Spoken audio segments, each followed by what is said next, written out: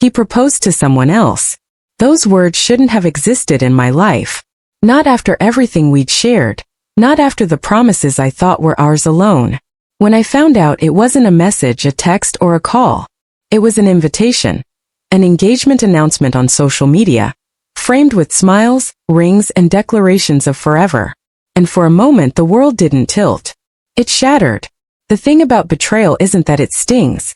It's that it rearranges the furniture in your mind. Suddenly, everything you thought solid is hollow. And in that hollow I found a plan. I didn't just want to confront him. I wanted the truth to unfold like a spotlight in every shadow he had ever hidden in. I wanted both families to see the man I'd loved for years exactly as he was. A double life, divided loyalties, hidden promises. It began with disbelief. I stared at the photo on my phone until my thumb went numb from scrolling. There he was, smiling next to her, ring on her finger, captions about the start of forever. Hearts scattered across the post like confetti. My stomach clenched in ways I hadn't thought possible. All those nights he claimed to be at work late. All those weekends away with colleagues. Every whispered promise of a future together. They were all part of a story I hadn't realized was fictional. And in that moment, two choices stretched before me. Collapse quietly under the weight of it, or rise, deliberate and sharp, and expose the man behind the mask. I chose exposure. But exposure isn't simple. It's not just about sending screenshots or yelling accusations. Strategy like chess. You collect evidence, you build timelines, you understand the person you thought you knew and the truth they've tried to hide. I began quietly. I combed through his phone when I had access, his email when he left it open, the social accounts he never thought I noticed.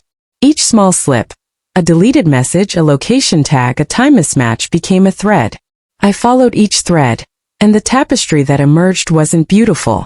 It was a portrait of deception. The first thread was the engagement photo itself. Who had posted it? Friends? Family? Someone closer? The comments gave away layers. Can't wait for the wedding. Finally, you too. Congratulations, you deserve each other. Layers of his life, perfectly separated from mine, were suddenly visible. Then came the small details that tied him back to me, back to lies he'd told both of us. A message I'd found months ago, hidden in drafts, saying, "She suspects nothing." That wasn't flattery. That was a blueprint. I realized I wasn't the only person he had been weaving a story for. Next, I had to trace the timeline. I marked every weekend he said he was busy with me against the weekends where social media posts placed him elsewhere. I cross-referenced locations, messages, and friends' recollections. The pattern was unmistakable. Simultaneous life tracks, perfectly calculated to avoid detection, except for the occasional human slip that I had now assembled into a clear trail. Every inconsistency became proof. Every lie a step toward revealing the full scope. I called my friend Lena, the one who could think like a private investigator but speak in legal terms. "This has to be methodical," I said, keeping my voice calm. "I don't just want to confront him. I need to make it undeniable. Both families need to see the truth at the same time. That's the only way to dismantle the illusion." She agreed, and we started organizing what I had into a dossier. Screenshots, social posts, messages, photographs, timestamps, and a detailed narrative of when and where he had misled both of us. While I was building the dossier, I observed him closely. He was arrogant about the duality of his life, assuming it was too sophisticated to unravel.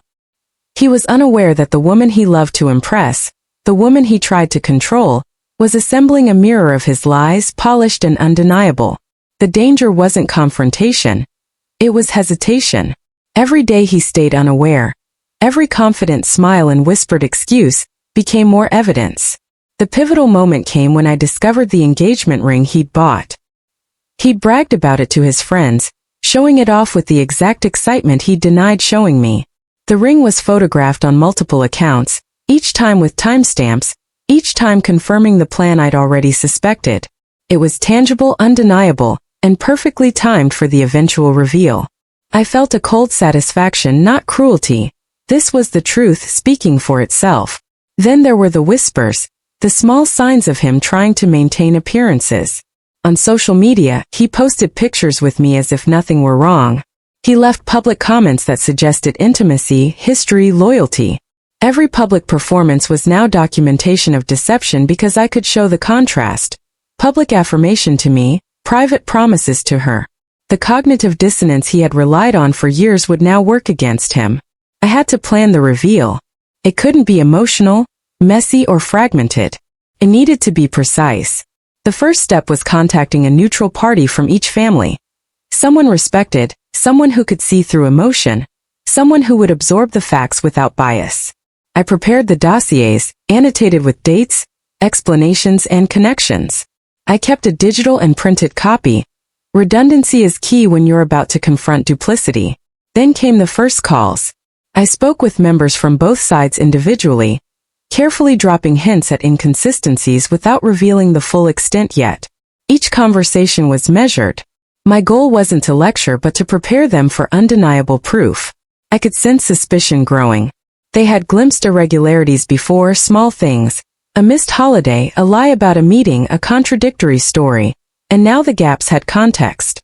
I was connecting those dots for them in real time. The day I planned the exposure, I set the stage for the confrontation. Both families would be present, and I would reveal the evidence chronologically with documentation. No emotion, no accusation, just facts laid bare. It had to be like a mirror held up to the man he thought he had fooled, reflecting every misstep, every hidden life, every lie. I arrived first, dossiers in hand, heart pounding. There's a peculiar energy in spaces charged with imminent revelation. People chatter, shifting weight, clearing throats, glancing at clocks. I set up the materials, screens, and printouts. Each folder represented a strand of his deception. Each screen illuminated evidence he had hoped was invisible. And then they arrived, his family, his friends, our mutual circles. Eyes glanced at each other, questions unsaid lingering in the air. I felt the power shift, subtle but palpable. I didn't speak at first. Silence can be louder than words. When the moment arrived, I opened the dossier and the story unfolded. Not in anger, not in accusation, but as irrefutable truth. The first screen displayed the engagement photo, time-stamped and verified. The next showed the dates he claimed to be with me, overlaid with messages from her. Then the messages from friends corroborating his dual life. Then the ring, the receipts, the social media posts. One by one, each document laid another brick in the narrative. I watched reactions, calculated but not cruel. Surprise. Shock. Disbelief. Recognition. The air thickened as he squirmed, realizing that the life he had carefully curated for himself was now a public map. Both families went silent. He tried to speak, to explain, to charm, but the documents didn't lie. They were proof, cross-referenced, and undeniable. Every manipulation he had orchestrated collapsed under scrutiny. I didn't raise my voice. I didn't dramatize. I simply guided them through the story, pointing to the evidence, letting the facts speak. By the end of the session, the room was heavy with the weight of exposure. His double life, the carefully maintained illusions, the promises and betrayals, all visible and accounted for. People who had been his allies now saw the clarity. Both families, stunned into realization, turned their eyes on him. He was speechless, his arrogance evaporated. The truth had not only unmasked him, it had also restored my agency, my dignity, and the right to narrate my own story without shame or manipulation. And in that moment I realized, exposure is not revenge. It is clarity. It is justice served by truth. It is showing the world what was hidden in plain sight, ensuring deception no longer thrives in shadows. By the time the room emptied, his world had contracted into the small, undeniable reality of his choices, and mine had expanded into a sphere of strength, agency, and unassailable truth. By the time I had both families' attention, I realized the power of silence had shifted. What had once been a shield became a weapon, but one wielded carefully. I didn't want chaos. I wanted clarity. Every detail of his double life had to be undeniable. Every lie laid bare without my own voice twisting it. Facts were enough. They always are when the web of deception is tight and meticulous. The first family gathering after the initial exposure was tense. His parents had known something was off for a while, subtle inconsistencies, excuses that didn't make sense. I had observed quietly, taking mental notes, confirming patterns before stepping in. Now, with everything documented, I was ready. I arrived at the venue early, carrying only my notebook and a folder with the evidence. Every text, every email, Every social media interaction he had attempted to hide was cataloged. I reviewed it one last time, checking dates, times, and cross-referencing inconsistencies. Each line was like a thread, and when pulled, it would unravel the tapestry he had spent years weaving. He arrived later, confident, with that same charming smile, thinking he could control the narrative. He didn't know I had already alerted both families that the truth would be discussed. He believed he could charm, argue, or manipulate his way out, but he had underestimated the very thing he had used against others for years: silence. The first conversation began casually, over light chatter, before I subtly shifted the focus. "So, Matthew," I started, my tone even almost disarmingly calm, "I noticed a few discrepancies in the timeline of your engagement. Care to clarify?" His smile faltered just for a moment, but it was enough. That moment told me he realized he couldn't charm his way out anymore. Discrepancies?" he asked, trying to maintain the usual arrogance. "Yes," I said softly. "Several. Some emails, some texts, even public posts. They don't match the story you've been telling." He glanced around nervously, seeking support, but no one offered it. Everyone was watching, curious, skeptical, and waiting for clarity. I opened my folder, sliding documents across the table. "Here, here, and here," I said, pointing. "Every engagement announcement, every message, every date, all documented. You might want to explain why the information conflicts so drastically." He tried to laugh it off, a short, nervous chuckle, but the room was silent. He stammered, searching for words, but facts don't need a voice to hold power. I watched him sweat, watched the confidence I had once admired crumble under the weight of truth. Then came the second family, the one he had proposed to in secret. I had contacted them discreetly before this confrontation, presenting evidence calmly, explaining the situation without emotion, letting them process the betrayal and the facts. They had been shocked, hurt, and confused, but also grateful that the truth was finally in front of them. Now, in the same room, both families were witnessing the depth of his duplicity. He was surrounded by people whose trust he had broken, whose love he had manipulated, and whose patience he had taken for granted. And I was the catalyst, not through anger or vengeance, but through deliberate strategy. The first confrontation escalated naturally. His excuses began. "I didn't mean to hurt anyone. I just got caught up. You don't understand the situation fully." I allowed him to speak, observing, taking mental notes, waiting for every slip, every inconsistency, every trace of guilt or arrogance that would reveal the truth further. Then I spoke, calm but firm. "The situation isn't about intent. It's about action. You proposed to two women at the same time, deceived both families, and manipulated relationships to maintain a false narrative. That's not misunderstanding. That's deliberate deception." The air shifted. He tried to interject, tried to redirect blame, but I had anticipated this. "Please," I said, holding up my hand, "save your explanations. Every word you've said has been documented. Everything you've tried to cover up is visible now." The family started discussing openly, comparing dates, checking facts. The other woman asked questions that cut through the lies. "Why did you say this on this date if you were with the other family?" And I quietly presented the proof.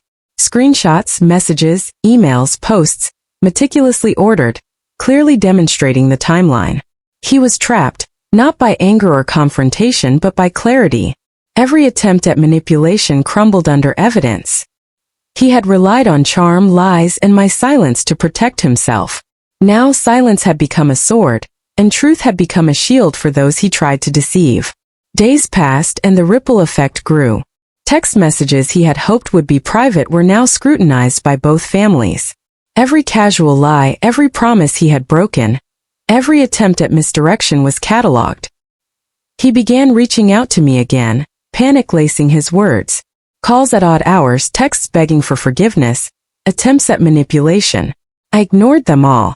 I responded only through documentation and legal channels, ensuring clarity and accountability. The other woman became a crucial ally. She was hurt, confused, and needed guidance.